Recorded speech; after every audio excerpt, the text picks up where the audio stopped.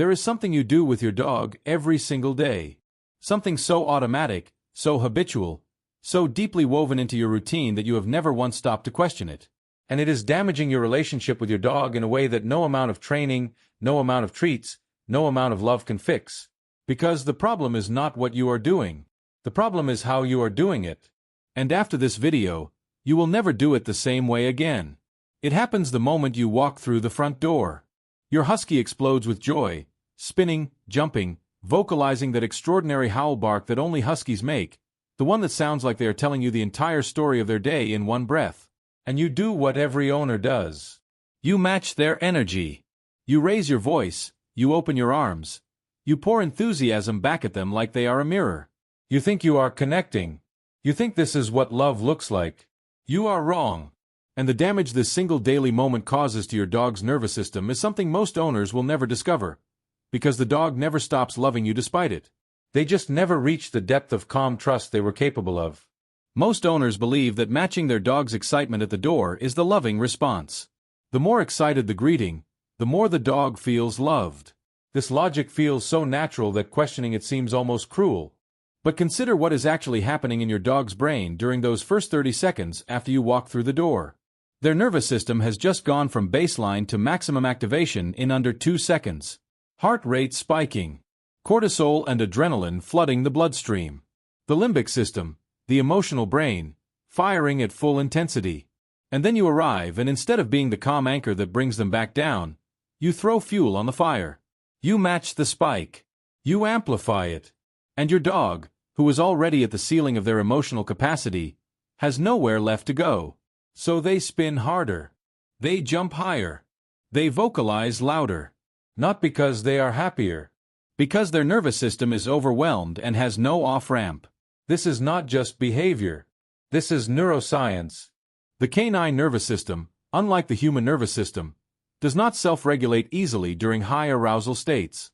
Once a dog crosses what researchers call the arousal threshold, the point at which the thinking brain hands control to the reactive brain, they cannot simply choose to calm down. They need an external regulator.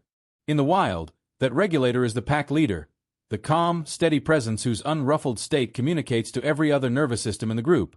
There is no threat here. The alarm can stand down. When you match your dog's excitement instead of regulating it, you are not just missing the opportunity to be that regulator. You are actively confirming to their nervous system that the excitement is justified, that the alarm should stay on. And a dog whose alarm stays permanently slightly elevated, whose baseline nervous system never quite reaches true calm, is a dog living with chronic low-level stress. Every single day. Research from the University of Lincoln's Animal Behavior Cognition and Welfare Group found that dogs whose owners consistently matched high arousal greetings showed measurably higher baseline cortisol levels throughout the day, not just at greeting time. The excited greeting moment was setting the neurological tone for the dog's entire day. A separate longitudinal study from Ghent University in Belgium tracked dogs over 18 months and found that dogs in homes where owners practice calm, low-key arrival showed significantly lower rates of anxiety-related behavior, better impulse control, and stronger attachment security scores than dogs in homes with high excitement greeting patterns. The researchers concluded that how an owner arrives home may be the single most influential daily interaction in the human-dog relationship. So what do you actually do? Here is the practice that will transform your dog's nervous system and your relationship within 2 weeks. Step 1. The invisible arrival. When you walk through the door, do not greet your dog immediately. Do not make eye contact. Do not speak. Do not push them away either. That creates its own confusion. Simply exist in the space. Put your bag down. Take off your shoes.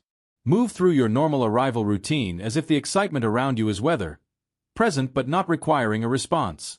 You are not punishing them. You are not being cold. You are being the calm center of the storm. Most dogs, when their excitement is met with calm rather than amplification, will naturally begin to self-regulate within 60 to 90 seconds. You will watch the spinning slow, the jumping reduce, the vocalization drop. This is not your dog giving up. This is your dog's nervous system finally finding the off-ramp it was looking for. Step 2. The earned greeting. Once your husky has 4 paws on the floor and their breathing has slowed, once they have found their own way back to a calmer state, then you greet them. Get down to their level. Make soft eye contact. Speak in a low, warm voice. Let them approach you rather than rushing at them. This greeting, given after calm, not before it, lands in a completely different part of their brain. The thinking brain is back online. The oxytocin flows into a system that can actually receive it. The connection is real rather than chemical chaos. Step 3. The departure ritual. Most owners make a second critical mistake: the dramatic goodbye. Long farewell, multiple kisses, apologetic voice, treating the departure as a loss. This activates anticipatory anxiety in your dog before you have even left. Instead, leave the same way you arrive home. Quietly, without ceremony. Pick up your keys. Walk to the door. Say their name once in a normal voice. Leave. No drama in either direction. What you are building, departure by departure and arrival by arrival, is a nervous system that knows. When this person comes and goes, the world stays exactly as safe as it always was. Every time you walk through that door and choose calm over chaos, every time you give your dog the off-ramp their nervous system is desperately looking for, you are doing something that transforms the entire architecture of their daily experience. The baseline cortisol drops. The thinking brain stays online longer. The impulse control strengthens. The attachment deepens, not despite the lack of dramatic greeting, but because of it. Because what your dog has always needed from you was never the matching of their excitement.